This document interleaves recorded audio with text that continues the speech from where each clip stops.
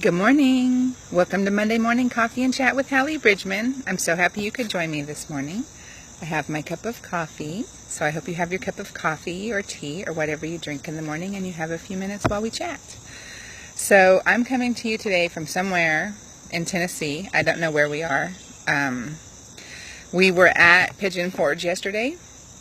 Well, here we are. So Friday we left and we drove to North Carolina, and we went to my sister-in-law Alicia's retirement from the Army. She's been in the Army 30 years as of September 30th, and she achieved the rank of full bird colonel, which is a big deal, and we're really proud of her. And so we got to spend the weekend celebrating her. And so Friday we drove, and then Saturday we finished the journey and then went to her party, and just celebrated with family. All of Greg's brothers and sisters were there. All of the cousins were there. We were only missing Kaylee and his dad. And so it was this wonderful time of family. And then the next morning we got to spend the morning with Scott and Jonathan's fourth grade teacher, Lizzie Shepard, who is a dear friend and whose family we just absolutely adore.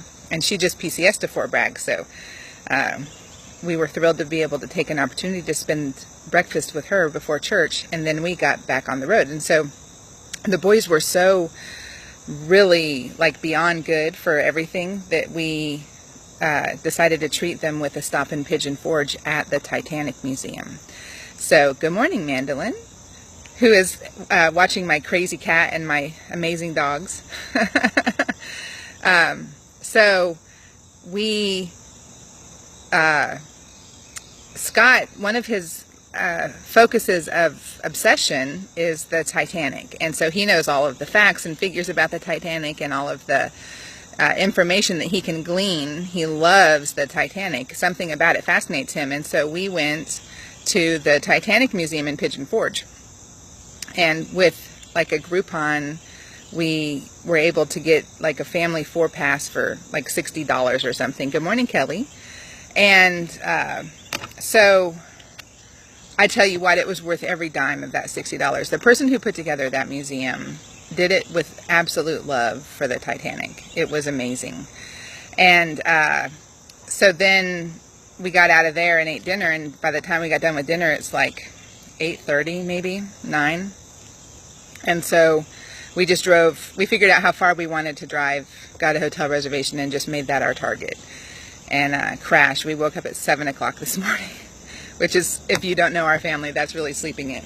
So, and now we're at this really beautiful mountain, Hampton Inn, and outside of the front of the hotel, there's this beautiful lake, and I wanted to go film there, except that there's also a highway. Good morning, Cindy. And the trucks, there's truckers on it, and it's really loud. And so I knew that I would constantly get drowned out because I don't have a microphone with me. Normally I wear a clip microphone, but it's at home.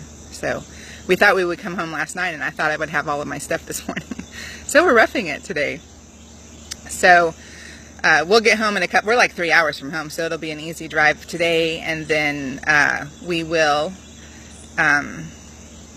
take it easy this afternoon, and then tomorrow the week starts again. So I hope you all have had a good weekend and that you have the weekend off and you're able to enjoy a little bit of a break. So something that happened, a book I helped write, a collaboration called Writing from the Trenches. So if you're looking at writing, and good morning, Samantha, and you're looking for a writing guide, this is something that I did with 9 other authors. And so we each did some different focus, and I think I did something about characterization, and I did something about marketing with newsletters. And so, there's this huge gathering of talent, and so we each focused on things that are our strengths. And so if writing is your thing and you're wanting to look for some different perspectives of different aspects of writing from the Trenches is out. It's not expensive. It's $3.99 for the ebook, and it's in Kindle Unlimited. So if you're a KU subscriber, then it's free for you. So check it out. And let's see what else is going on. Oh, so my book, Chasing Pearl, which is in the Yesterday's Mail collection. I wrote really super fast and on a really tight deadline, and I got it out as fast as I could get it out, and Greg edited it as fast as he could get it. And in fact, we were on such a tight deadline it didn't even go to our editor Heather. And so Greg was working on the screenplay, and as he was creating the screenplay, because that's a different style and a different part of the brain, and it's almost entirely dialogue. And so he realized that the dialogue was just kind of And so we've spent the last couple of weeks rewriting the dialogue of Chasing Pearl, but also adding scenes of the book that Violet Pearl is writing. And so for those of you who've read it, you know that she writes World War II era, 1944 New York City detective stories. And during the course of the book of Chasing Pearl, she's writing a book. And so there's scenes all through now of Chasing Pearl, of this mystery that she's solving. And so I've put those in, and I'm finishing reading it. Greg will do his thing with it, and we'll get Yesterday's Mail updated, and then the paperback of Chasing Pearl will also have all of the new scenes in it too. So I'm really, really excited about that. I feel so much better about the story now. And it's crazy, the little tiny things that are missing, like the inflections of someone from Texas versus someone from Kentucky, and how the different vernacular is used. And so we just kind of sprinkled it with good Texas vernacular and added in the mystery that Mandolin Clementine, her detective, was solving. So good morning, Debbie. And so that will, by the end of this week, if you just watch my social media, and I'll wait to do my newsletter whenever it's finally uploaded and new, and I'll mention it. And then, so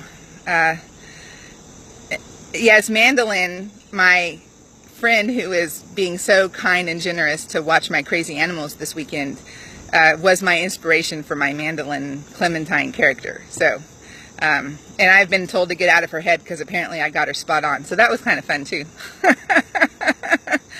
And so, all right, we are going to go get on the road, and I have had such a great weekend filled with family and friends, and so I'm already energized and ready to get back to work tomorrow. And I'll get a newsletter out this week, and y'all have a great Labor Day. Find some time to rest and enjoy it. Bye, y'all.